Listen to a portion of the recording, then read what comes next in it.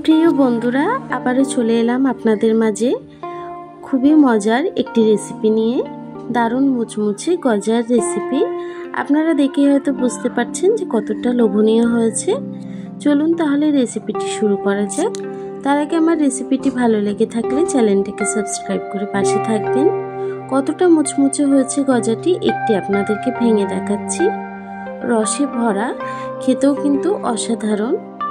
দেখুন কতটা খাস্তা হয়েছে। চলুন তাহলে রেসিপিটি শুরু করা যাক। গজাটি বানানোর জন্য প্রথমে একটি বাউল নিয়ে নিয়েছি। এখন নিয়ে নেব 2 কাপ ময়দা,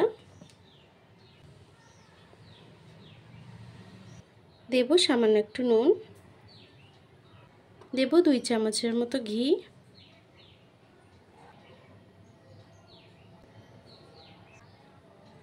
এখন সব কিছুকে সুন্দর করে মেখে নেব একসাথে।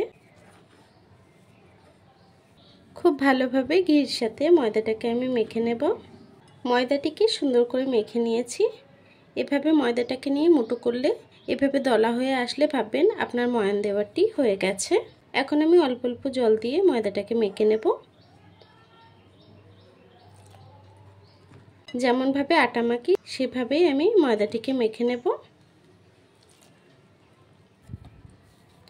দেখুন ময়দাটি কিন্তু খুব সুন্দর করে মাখা হয়ে গেছে। এখন আমি ঢেকে কিছুক্ষণ রেস্টে রাখবো। চলুন ততক্ষণ চাশনিটা বানিয়ে নিই। প্রথমে একটি কড়া বসিয়ে নিয়েছি। এখন দিয়ে দেবো 1 কাপ চিনি, দেব 1 কাপের কাছাকাছি একটু গুড় খেজুরের, দেব ওই কাপের 1 কাপ জল। এখন আমি চাশনিটাকে বানিয়ে নেব। যতক্ষণ চাশনিটা না হচ্ছে আমি জাল করে নেব। গুড় যদি না থাকে আপনারা চিনি দিয়েও করতে পারেন।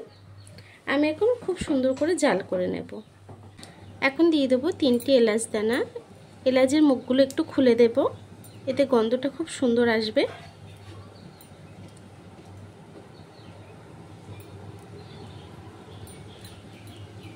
এলাচটাকে দিয়েও আমি সুন্দর করে জাল করে নেব। এলাচটা দিলে গন্ধটা খুব সুন্দর আসে। দেখুন আমার শিরাটি কিন্তু হয়ে গেছে। এখন আমি গ্যাসটিকে বন্ধ করে দেব।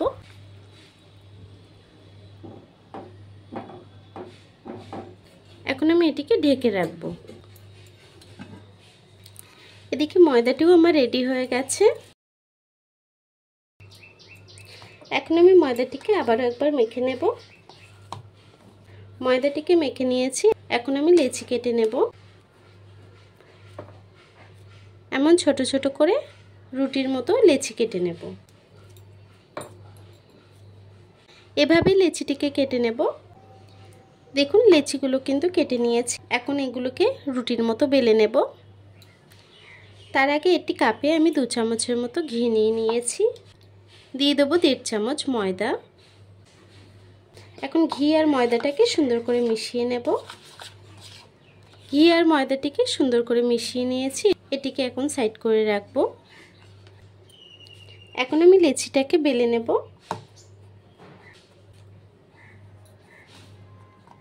রুটির মতো করে বেলে নেব।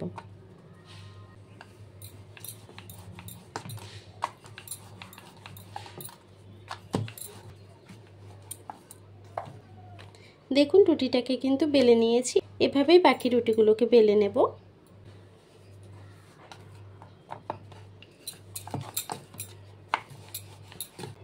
দেখুন আমার রুটিগুলো বেলা হয়ে গেছে। দেখুন রুটিটি কিন্তু বেলা হয়ে গেছে আমার। এখন একটা রুটি এভাবে নিয়ে নেব। এখন যে মিশ্রণটি আমি বানিয়েছিলাম একটি ব্রাশের সাহায্যে রুটির উপর দিয়ে দেব। দেখুন মিশ্রণটি কিন্তু আমি রুটির উপর দিয়ে দিয়েছি। এখন আরও একটি রুটি এটার উপরে দিয়ে দেব। এই রুটির উপরে, এটার উপরেও মিশ্রণটি দিয়ে দেব। এই রুটির উপরেও ভালোভাবে লাগিয়ে নেব। এভাবে আমি 3টি রুটির লেয়ার দিয়ে নেব। আমি আরও একটি রুটি দিয়ে দিলাম।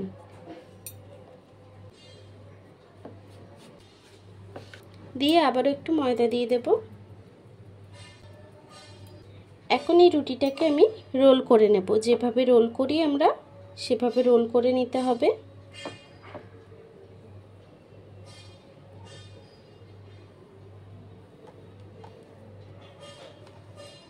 রুটিটাকে সুন্দর করে রোল করে নিয়েছি।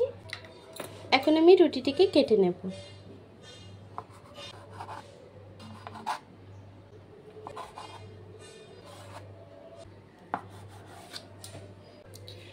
রুটিটি সুন্দর করে কেটে নিয়েছি।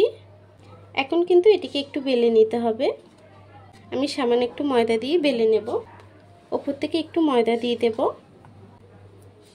দিয়ে আমি বেলে নেব।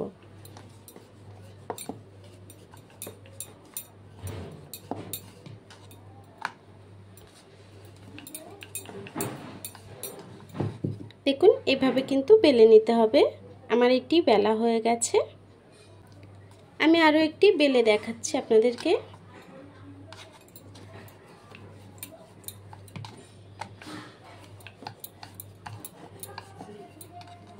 দেখুন এটিও বেলা হয়ে গেছে।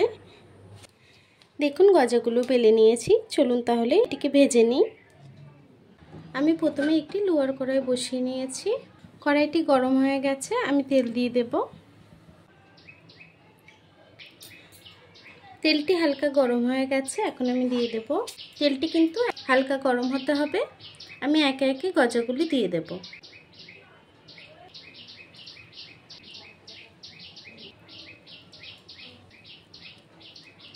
লো ফ্লেমে গ্যাসটা রাখতে হবে। গজাটাকে সুন্দর করে ভেজে নেব। দেখুন গজাগুলো দিয়েই কিন্তু নাড়বেন না, কিছুক্ষণ হতে দেবেন, তারপরেই নাড়বেন। এখন গজাগুলোকে হালকা হাতে উল্টে দেব।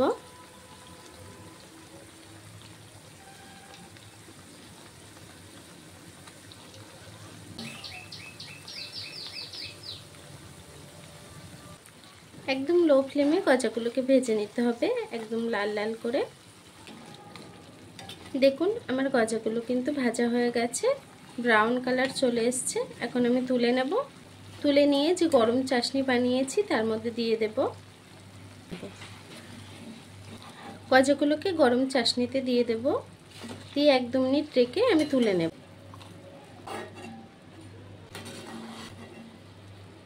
বাকি গজাগুলোকে একইভাবে ভেজে নেব। তেলটি একটু হিট হয়ে গেছে, আমি গ্যাসটিকে বন্ধ করে দিয়েছি।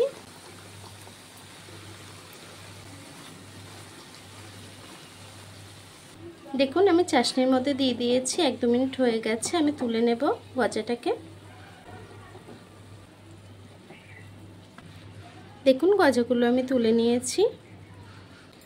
বাকি গজাগুলোকে একইভাবে ভেজে নেব। ডিপ ব্রাউন করে গজাগুলোকে ভেজে নিয়েছি, এখন তুলে নেব।